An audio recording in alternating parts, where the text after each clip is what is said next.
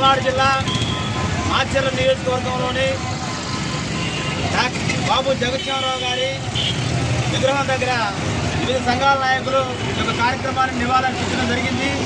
ఎందుకంటే బీహార్ రాష్ట్రంలో కాన్పూర్ జిల్లాలో ఒక సామాన్యమైన దళిత కుటుంబంలో పుట్టి చిన్నతనం నుంచి కూడా అండరానితనాన్ని ఎదుర్కొని ఒక విద్య ద్వారానే సమాజంలో ఒక వ్యక్తి ముందుని చెప్పి ఒక మార్గదర్శి చూపినటువంటి వ్యక్తి బాబు జగజ్జీవనరావు గారు. ఆయన చదువుకొని 23వ సంవత్సరంలోనే శాసనసభలోకి అడుగుపెట్టడం జరిగింది. అదే కాకుండా వివిధ మంత్రి పదవులు, అదేవిధంగా ఆయన న్యాయశాఖ మంత్రిగా, రక్షణ శాఖ మంత్రిగా, ఫుడ్ శాఖ మంత్రిగా, అదేవిధంగా ఎన్నో మంత్రి పదవులు చేసి ఆయన యొక్క 50 సంవత్సరాలు కూడా రాజకీయ జీవితంలో కూడా ఆయన పదవికి వెనదించినటువంటి వ్యక్తి బాబు జగజ్జీవనరావు గారు. ఆయన భారతదేశ ఉపప్రధానిగా కూడా చేయడం జరిగింది. ఎందుకంటే ఇలాంటి వ్యక్తులు మనం గుర్తు చేసుకోవాలి. భారతదేశానికి దళితులకు బహుజనుల ఆశాజ్యోతిగా మనము చెప్పుకోవచ్చు. ఎందుకంటే ఈరోజు ఆయన చేసినటువంటి అంబేద్కర్ గారు ఒక కన్ను అయితే ఈయన రెండో కన్నుగా భారత రాజ్యాంగాన్ని ఆర్టికల్స్ కూడా ఈయన అంబేద్కర్తో పాటు సమానుడుగా మనం చెప్పుకోవాలి.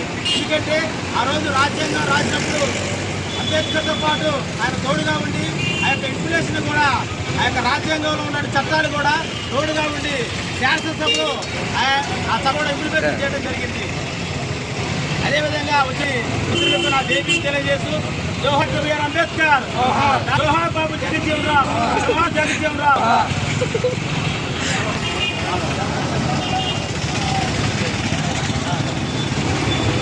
అదే వస్తుందిలే అంబేద్కర్ అంటారు. ఏం కాదు అంబేద్కర్ అని అంత ఒకటే.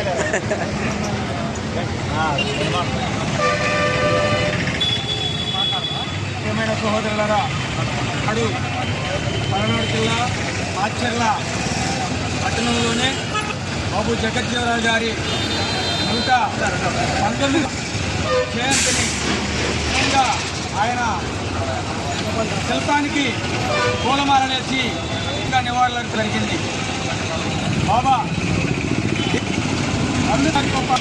రాజ్యాంగాన్ని సృష్టించిన, రాజ్యాంగాన్ని నిర్మాత తయారు చేసిన, రాజ్యాంగాన్ని రూపకల్పన చేసిన దాంట్లో అంబేద్కర్తో పాటు లీడ్గా ఉంటూ జగజ్జీవనరావుగా కొంతపల్లి మన మిత్రుడు చెప్పినట్టు ఒక అంబేద్కర్ కన్ను అయితే రెండో కన్ను జగజ్జీవనరావు గారు. ఆయన అనేకమైన పదవులు చేపట్టి ఈ యొక్క గారు రాసిన రాజ్యాంగాన్ని అందరికీ ఫలించే విధంగా ఆనాడే మన భారత రాష్ట్రపతిగా కూడా పడ్డాడు. అదేవిధంగా అనేకమైన మంది మహిళలు ఇందిరాగాంధీతో సహా కూడా రాజ్య రూపకల్పన ప్రకారమే మహిళలు కూడా చట్టంలో అమరించి దానిలో భాగం మహిళలకు కూడా ఈ యొక్క సీట్లు. కాబట్టి ఈ యొక్క రాజ్యాంగ నిర్మాతలను మనమే కాకుండా భావితరాల వారు కూడా ఈ యొక్క మహనీయుల్ని కలుసుకుంటూ వాళ్ళ యొక్క చిత్రపటాలకి పూలమాలలేసి ప్రతి సంవత్సరం కూడా వాళ్ళకి నివాళులు అర్పించవలసిందిగా కోరుతూ ఈ యొక్క అవకాశం ఇచ్చిన మా మిత్రులందరికీ కూడా నేను ఎంసీపీ పార్టీ తరపు నుంచి ధన్యవాదాలు తెలియజేస్తూ ముగిస్తున్నాను.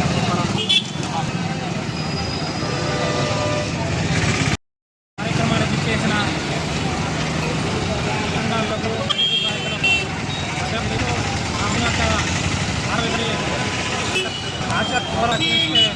సమాజానం కాబోతుందని పిలుపునిస్తూ గడిచిన మిత్రులకు ధన్యవాదాలు.